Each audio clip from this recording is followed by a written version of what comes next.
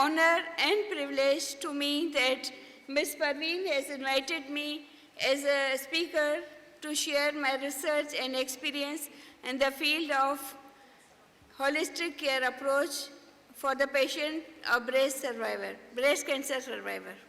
As you have learned from the role play, we have seen the significance of prevention and early detection in reducing the morbidity and complications of the breast cancer. So, the key message for the breast cancer is early detection, self-breast examination, and then proper referral. So my presentation will focus on the holistic approach, that how we can move and provide better care to the population in order to prevent disability and to promote the quality of life, adjusted life years. Globally, as Ms. Parveen has shared the statistics of cancer, especially the breast cancer, overall the cancer prevalence is highest among 50% of the prevalence of cancer in the Asian countries. And we are part of the South Asia. Pakistan is part of the South Asia. So Pakistan is at the highest rate of occurrence of disease in terms of cancer diseases. This was also shared that in terms of incidence, the rate of breast cancer is the second. So in all the cancers, breast cancer is the second leading cause of morbidity. With the advancements of technology, with the early detection, with health promotion strategies, now, alhamdulillah, we are able to save the lives. There is reduction in the mortality and comorbidities related to breast cancer. So, the breast cancer in terms of mortality is at the last, that is fifth leading cause among all the cancer deaths.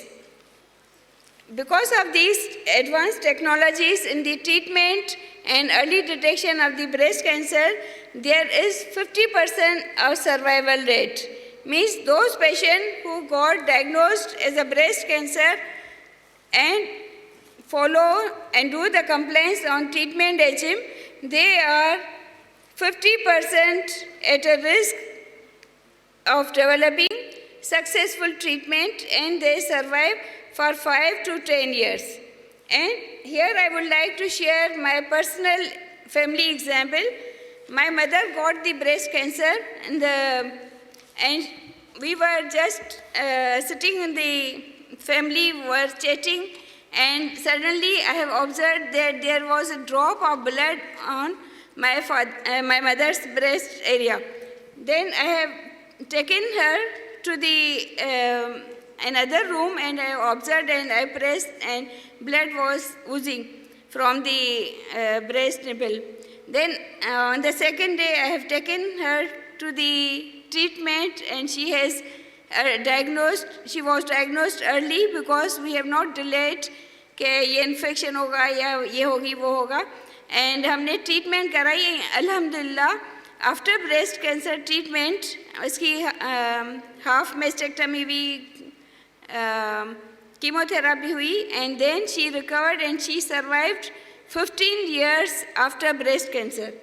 So these are the live examples that the survivor can live healthy if we provide the holistic approach and care to the family and to the community. Up to 70% of all the survivors live about 5 to 10 years, and 25% of survivors reported poor physical. Out of 50%, there are chances of 25% patients who can further diagnose repeat cancer and end up with mental and other illnesses.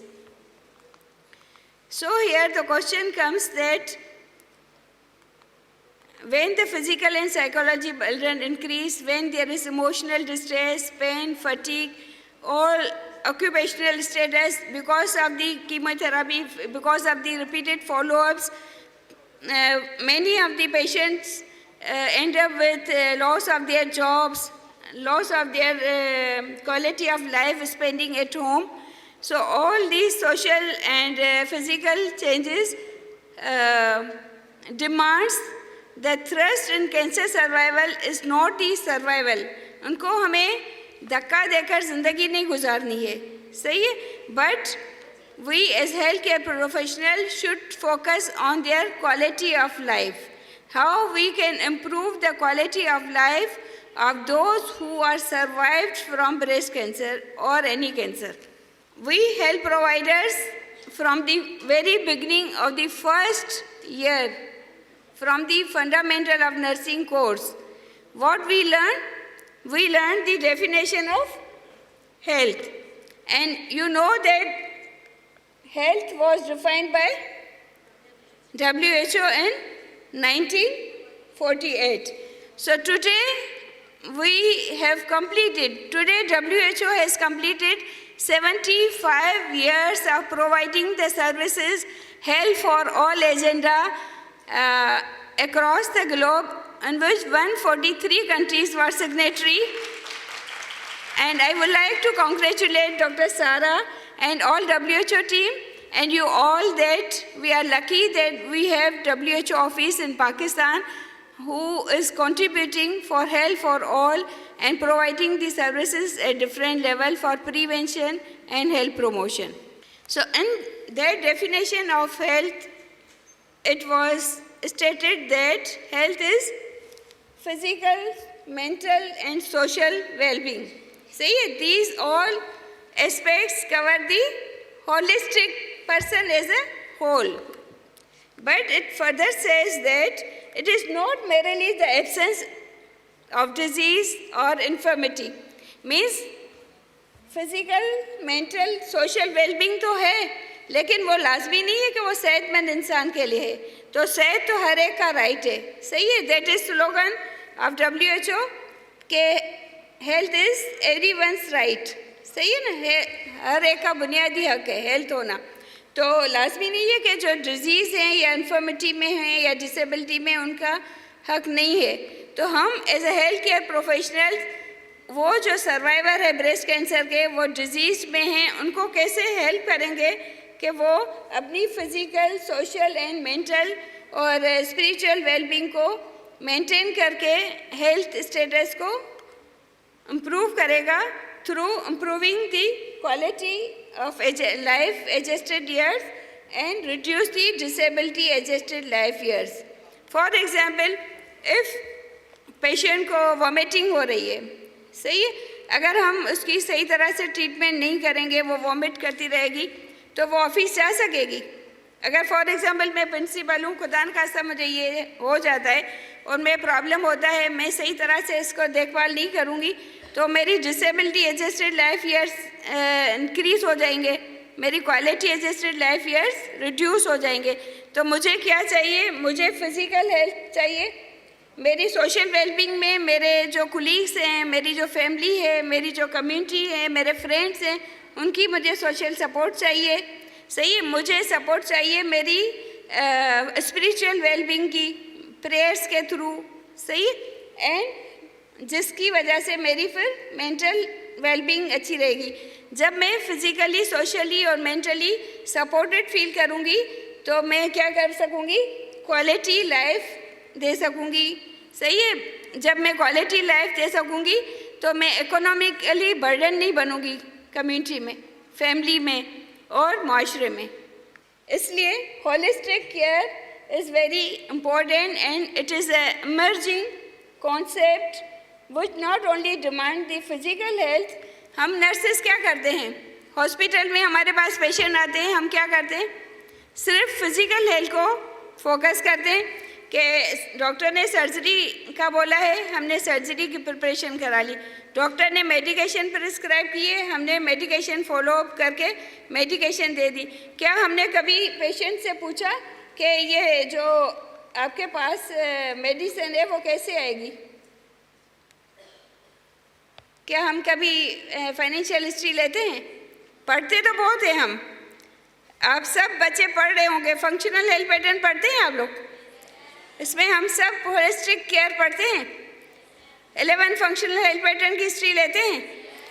Clinical पर जब जाते हैं तो आप staff nurses को देखते हो ये चीज़ें करते हुए? क्यों? क्योंकि हम बहुत बिजी हो जाते हैं, हम ओवरबर्डन हो जाते हैं। तो यहाँ पर पॉलिसी मेकर का रोल आता है कि पॉलिसी मेकर्स नर्सिंग को कैसे फैसिलिटेट करेगा कि नर्सेस जो वो पढ़ती हैं उनको इतना पेशेंट रेशो दिया जाए कि वो ये होलिस्टिक केयर कर सके। क्योंकि अगर हम इसका इम्पैक्ट देखें ना, फाइनेंशियल इम्पैक्ट देखें, तो अगर हम यहाँ पर हॉस्पिटल में 1 lakh for example staff nurse के लिए ज़्यादा करें और एक ही जगह 4 स्टाफ नर्स करें, सही है? वो 4 स्टाफ नर्स क्या करेगी? क्वालिटी केयर दे सकेगी। जब स्टाफ नर्स क्वालिटी केयर देगी तो पेशेंट क्या होगा? जल्दी में ठीक हो जाएगा। जब पेशेंट जल्दी में ठीक हो जाएगा तो डिसेबिलिटी एडजस्टेड लाइफ ईयर्स कम हो जाएंगे। जब डिसेबिलिटी लाइफ ईयर कम हो जाएंगे तो पेशेंट क्वालिटी लाइफ करेगा। जब वो क्वालिटी लाइफ करेगा तो वो एक सोसाइटी में प्रोडक्टिव इंसान बनेगा।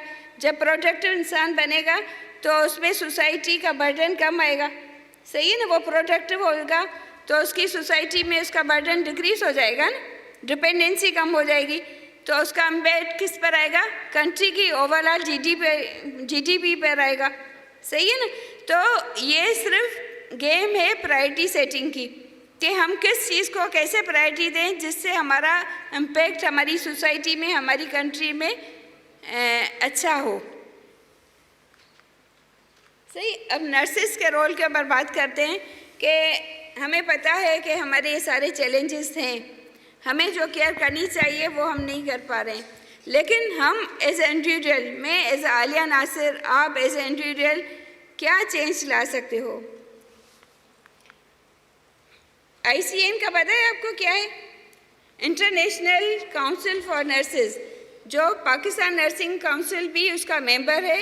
ये रूल्स, रेगुलेशन, एथिकल स्टैंडर्ड्स बनाता है जो पूरी दुनिया में अप्लाई किए जाते हैं, सही है? तो ICN 1958 में बना था और उन्होंने स्टैंडर्ड्स के ऊपर काम किया। अब हम भी उसके मेंबर हैं, तो जब हम उसके मेंबर हैं तो हमें उनकी भी गाइडलाइन को फॉलो करना होता है। तो उसने ICN ने 4 मेजर रोल बताए हैं नर्स के। कौन से हैं? टू प्रोमोट हेल्थ, सही है? Promote health from the prevention, from nurse role as a community health nurse, from nurse role as a school health nurse, occupational health nurse, family health nurse. आप nursing student हैं, आप जो सीखते हैं आप अपनी फैमिली में अप्लाई करते हैं? गुड। अगर नहीं करते यू हैव टू स्टार्ट। तो ये इंडिविजुअल्स का काम है, सही है? ये आपको कोई बोलेगा नहीं, ये आपकी खुद की इंसाइट डेवलप होनी चाहिए कि मैं क्या करूं मेरी फैमिली के लिए, मेरे जो मोहल्ले में है उसके लिए तो मैं कम से कम काम कर सकती हूँ ना। तो हेल्थ प्रमोशन करो, उनको फैमिली को जाकर बताओ, आपके मोहल्ले में जाकर ये अवेयरनेस दो, तो उससे चेंज आएगा। देन टू प्रिवेंट इलनेस, बीमारियों से बचाव के लिए बताना है। जिस तरह आज सेल्फ प्रेस एग्जामिनेशन में हमने रोल प्ले से सीखा कि उसको सेल्फ प्रेस एग्जामिनेशन की अवेयरनेस थी, तो वो डिसेबिलिटी से या फर्दर ट्रीटमेंट से बच के उसका अर्ली डायग्नोस हो गया, सही है? इस तरह से टू एलिविएट सफरिंग, मतलब जब हमारे पास हॉस्पिटल में पेशेंट आते हैं तो उनको हमें सफरिंग को एलिवेट करना है, कम करना है, उसकी अच्छी केयर करनी है, पेशेंट की अच्छी केयर करनी है। एंड टू रिस्टोर हेल्थ, अब जो पेशेंट के साथ बीमारी हो गई वो तो हो गई ना। अब डेफिनेशन में हमने क्या पढ़ा? Health is not merely the absence of disease. तो डिजीज़ के बाद जो उसकी हेल्थ बाकी बची है उसको रिस्टोर करना है और उसको प्रोडक्टिव बनाकर माशरे में एक प्रोडक्टिव सोसाइटी का उसको मेंबर बनाने में हेल्प करनी है। किस लेवल पर? इंडिविजुअल लेवल पर, फैमिली लेवल पर एंड कम्युनिटी लेवल पर। सो how we can do it? We can do it through conventional and complementary therapies, through integrated approach and patient focused approach. Patient focused approach का concept क्या है कि patient center में होता है। जब patient की disease diagnose होती है तो वो hospital में आता है। जब hospital में आता है तो hospital को या hospital की nurses को ये सारी information होनी चाहिए कि जब पेशेंट हॉस्पिटल से डिस्चार्ज होकर जाएगा तो उनको कौन सा सोशल सिस्टम मौजूद है। आपको पता है कि हैदराबाद में कैंसर के लिए कौन सी फाउंडेशन काम करती है पेशेंट को सपोर्ट करने के लिए।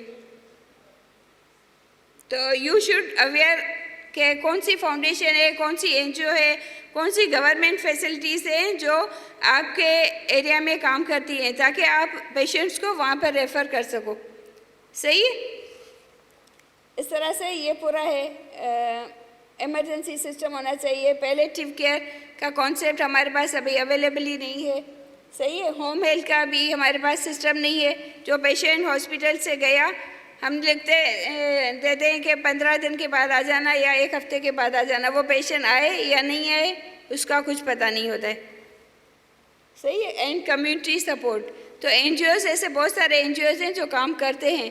तो नर्स को इन्फॉर्मेटिव होना चाहिए, लीड लेनी चाहिए टीम मेंबर के डिसीजन में और पेशेंट को फैसिलिटेट करना चाहिए। तो ये आपको कोई हाथ से पकड़ कर नहीं जाएगा, ये आपका खुद का सेल्फ मोटिवेशन होना चाहिए। सही। तो कौन कौन से गैप हैं जिसकी वजह से हम होलिस्टिक केयर पाकिस्तान में नहीं प्रोवाइड कर सकते? क्योंकि हमारे पास पेशेंट सेंटर अप्रोच, हम फोकस नहीं करते। हम सिर्फ हॉस्पिटलाइजेशन में डिजीज़ को फोकस करते हैं कि पेशेंट आया है, उसको ये बीमारी है, उसको ये दवा दो, गोली दो, इसकी सर्जरी करो, इसकी रेडियोलॉजी कराओ, इसकी लैब्स कराओ और वो पेशेंट ट्रीट होकर डिस्चार्ज होकर चला जाता है। लेकिन हम इसको होलिस्टिकली नहीं देखते हैं कि उसकी सोशल सपोर्ट क्या है, इसकी मेंटल हेल्थ क्या है। हम में से कितनी नर्सेस हैं जब पेशेंट आता है हॉस्पिटल में तो वो वैसे ही आता है ना कि घर में तो 5 वक्त की नमाज़ पढ़ता है, या अगर क्रिश्चियन है तो प्रेयर्स करता है, हिंदू है तो अपनी इबादत करता है। हम कितने पेशेंट्स को फैसिलिटेट करते हैं कि वो नमाज अदा कर सके या अपनी रिलीजियस की प्रेयर्स अदा कर सके? कितने लोगों को हम करते हैं? हम भूल जाते हैं, हम ये ओवरलुक्ड कर लेते हैं कि इस पेशेंट की भी तो स्पिरिचुअल नीड है।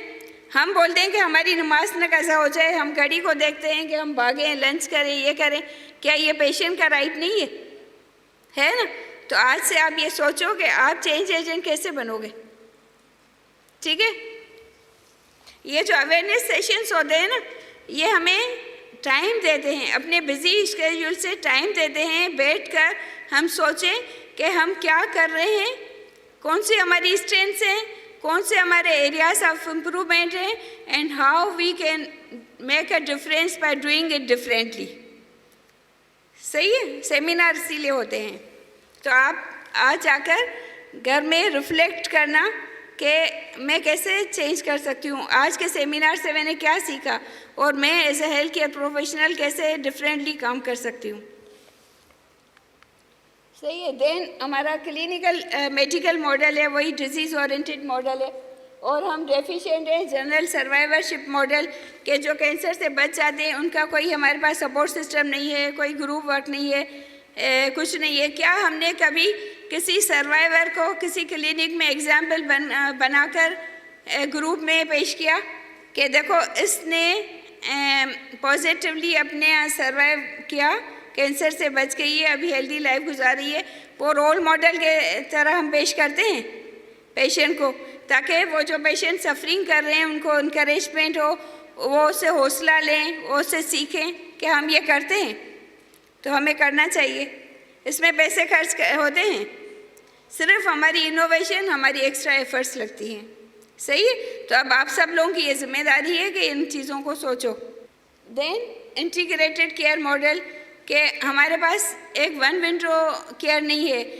अगर कैंसर का पेशेंट है, उसको जीआई की प्रॉब्लम हो रही है तो वो जीआई के पास जाएगा, उसको न्यूरो की प्रॉब्लम है तो वो न्यूरो के पास जाएगा।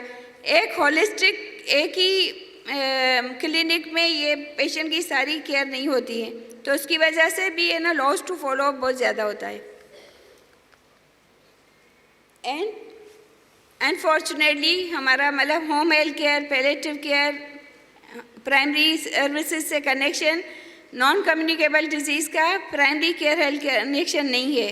वो में भी WHO इसके ऊपर अभी सोच रहा है और कुछ NGOs ने इसके ऊपर काम किया है, लेकिन इसमें बहुत काम करने की अभी ज़रूरत है। एंड हमारे पास कोई वेल डिफाइंड स्टैंडर्ड प्रैक्टिसेस नहीं है जो अक्रॉस कंट्री इस्तेमाल की जाए। हर हॉस्पिटल की अपनी प्रैक्टिसेस हैं। जब वो पेशेंट शिफ्ट होकर किसी और मुल्क में शहर में जाता है, सही है, कराची का पेशेंट हैदराबाद में आता है तो हैदराबाद के हॉस्पिटल के स्टैंडर्ड्स अलग हैं, पर वो कोई और दवाई देगा किसी डिजीज़ में। कराची का लाहौर में जाएगा तो उसको और कोई ट्रीटमेंट मिलेगी। तो फिर क्या होता है, पेशेंट फेडअप हो जाता है, पेशेंट को फाइनेंशियल बर्डन आता है, पेशेंट रिपीटेड दूसरी मेडिसिन करता है। जब पेशेंट रिपीटेड दूसरी मेडिसिन करता है तो उनके साइड इफ़ेक्ट भी होते हैं, फिर ड्रग रेजिस्टेंस बढ़ जाता है। सही है।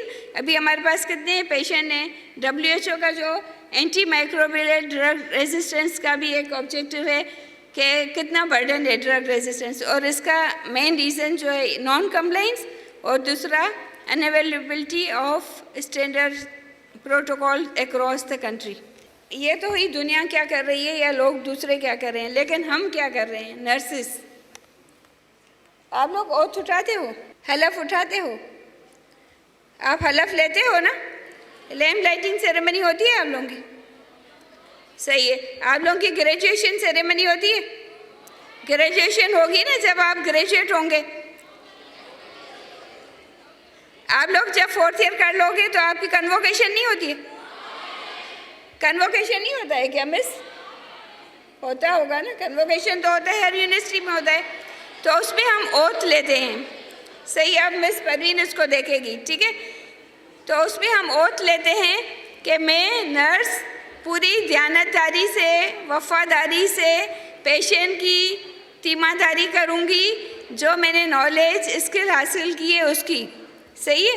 तो ये हमें एक पॉइंट देता है रिफ्लेक्शन का कि कौन सी नॉलेज हमने हासिल की है, वो क्यों हासिल की है, हम क्यों नॉलेज हासिल कर रहे हैं, ताकि हम पेशेंट को प्रोवाइड कर सके वो नॉलेज, सही है। कौन देगा?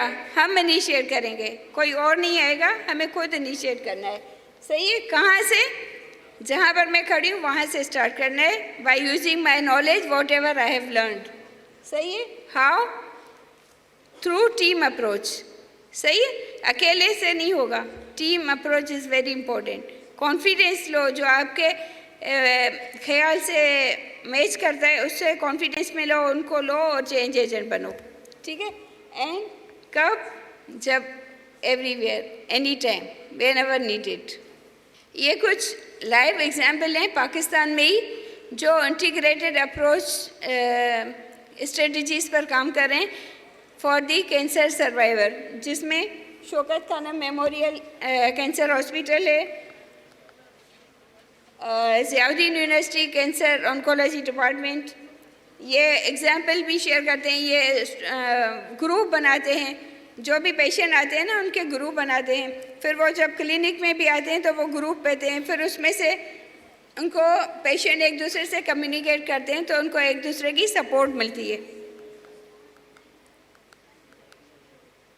एक palliative care is my care and my right, इसके ऊपर हमारी मतलब हमने एक आगा खान हेल्थ बोर्ड ने मिलकर आगा खान यूनिवर्सिटी के अंडर में एक करिकुलम डेवलप किया था हेल्थ केयर प्रोवाइडर्स का, सॉरी केयर प्रोवाइडर्स का। केयर प्रोवाइडर में कौन आता है? फैमिली आती है, सही है। जितना पेशेंट बीमार नहीं होता है उससे ज़्यादा फैमिली परेशान और बीमार हो जाती है, क्योंकि पेशेंट तो बेड पर होता है, फैमिली को और भी काम करने होते हैं रूटीन में, और पेशेंट के साथ भी आकर ड्यूटी देनी होती है, फिर उसके फाइनेंशियल अखराजात और सारे काम करने होते हैं। तो पेशेंट केयर के ऊपर हमने एक करिकुलम बनाया था जिसका फोकस था palliative care curriculum, communication, care givers, actual and potential problem, common mental and psychological issues and physical issues. और ये जो है वो इंटेस हॉस्पिटल कराची है, वो पीडियाट्रिक ऑन्कोलॉजी रन करता है, और ये लोग भी होलिस्टिक अप्रोच करते हैं। इसमें पीडियाट्रिक ऑन्कोलॉजी में जो भी पेशेंट जाता है कैंसर की ट्रीटमेंट के लिए, वो लॉन्ग ट्रीटमेंट होती है, तो वो वहाँ पर भी एक दिन भी स्टूडेंट का मतलब बच्चे का ज़ाया नहीं करते हैं, वहाँ पर वो स्कूलिंग शुरू कर लेते हैं। तो ट्रीटमेंट हॉस्पिटल के दौरान बच्चा ट्रीटमेंट तो ले रहा होता है, लेकिन अपने टाइम से वो उसी की स्कूल में भी जाता है और दूसरा खेलता भी है और दूसरी वोकेशनल ट्रेनिंग भी हासिल करता है। तो ये एग्जाम्पल्स हमारी कंट्री में ही मौजूद हैं। आप लोग एक ट्रिप बना सकते हो, उन एग्जाम्पल्स को देखो, उनको उनमें से लर्न करो और अपने लियाकत यूनिवर्सिटी हॉस्पिटल के लिए आप बेहतर कोई स्ट्रेटजी डेवलप कर सकते हो। सही, इसमें आपके मास्टर स्टूडेंट इसको थीसिस की तरह भी ले सकते हैं, आपके BSc स्टूडेंट और पोस्ट RN स्टूडेंट इनको इलेक्टिव सीनियर इलेक्टिव में भी प्रोजेक्ट ले सकते हैं।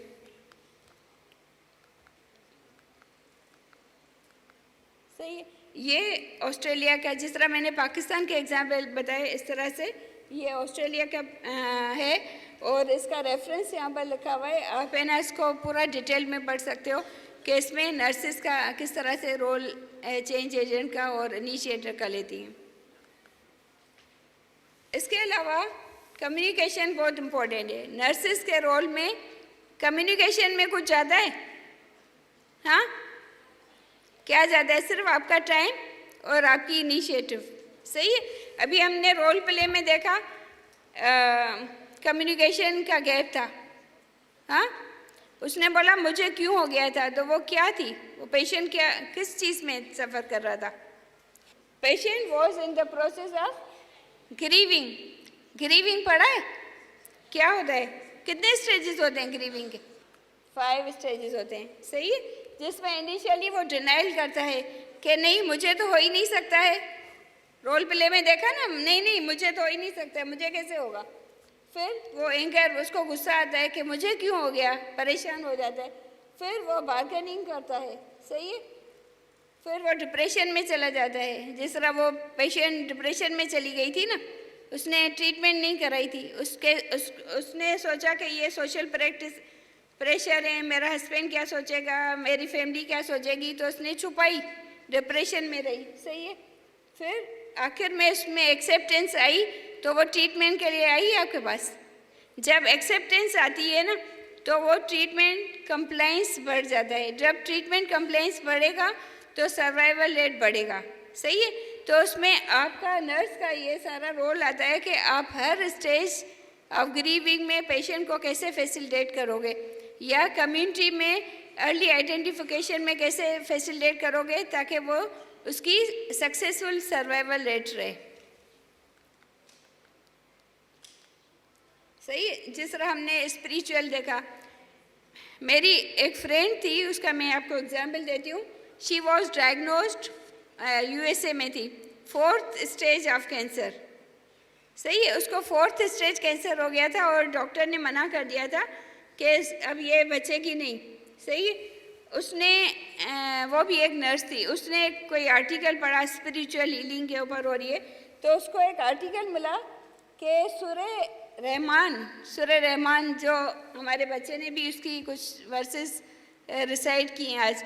सूरह रहमान सुकून के साथ बैठकर एज ए थेरापी सुबह शाम सुनने से वो उसका 4th स्टेज कैंसर कहाँ चला गया, we don't know, and she is surviving of 5 साल हो गए हैं, शी इज सर्वाइविंग। और डॉक्टर ने बोला कि ये तो अभी 2-3 महीने की मेहमान है, लेकिन बिकॉज ऑफ द मौजज़ा ऑफ सूरह रहमान। सही, तो इस तरह से हर रिलीजन के कोई ना कोई होंगे। मुझे नहीं पता है दूसरे क्रिश्चियन में क्या होता है या हिंदू में क्या होता है, लेकिन मुस्लिम का और ये स्टडी हुई है। सही है, तो मेरी रिकमेंडेशन है कि नर्सेस इंडिविजुअली अपना काम करें। नर्सेस अपने रिसर्च प्रोजेक्ट और थीसिस क्वालिटी ऑफ लाइफ को फोकस करें ताकि सर्वाइवरशिप की क्वालिटी ऑफ लाइफ को और जो भी अदर भी डिजीज़ हैं उनकी क्वालिटी ऑफ लाइफ को हम हेल्थ केयर प्रोफेशनल, हम एज ए नर्स प्रोफेशनल कैसे इम्प्रूव कर सकते हैं। So at the end I would like to give message. सही, हम बोलते हैं बहुत चैलेंजेस हैं, बहुत मुश्किलें हैं। सही, लेकिन सब मुश्किलों का हल क्या है? होप, उम्मीद। अगर आप उम्मीद हार लोगे, होप को ख़त्म कर लोगे, तो फिर तो आप यहाँ से घर तक भी नहीं पहुँच सकोगे। सही है, तो होप रखनी है अपने इरादों में, होप रखनी है अपनी मोटिवेशन में, होप रखनी है अपने एक्शंस में, तो आप कामयाब होंगे और आप पॉपुलेशन को भी कामयाब और सेहतमंद बनाओगे। जब पॉपुलेशन सेहतमंद होगी, WHO के गोल्स अचीव होंगे, हेल्थ फॉर ऑल अचीव होगा एंड हम हेल्थी नेशंस होंगे। सही है, थैंक यू सो मच।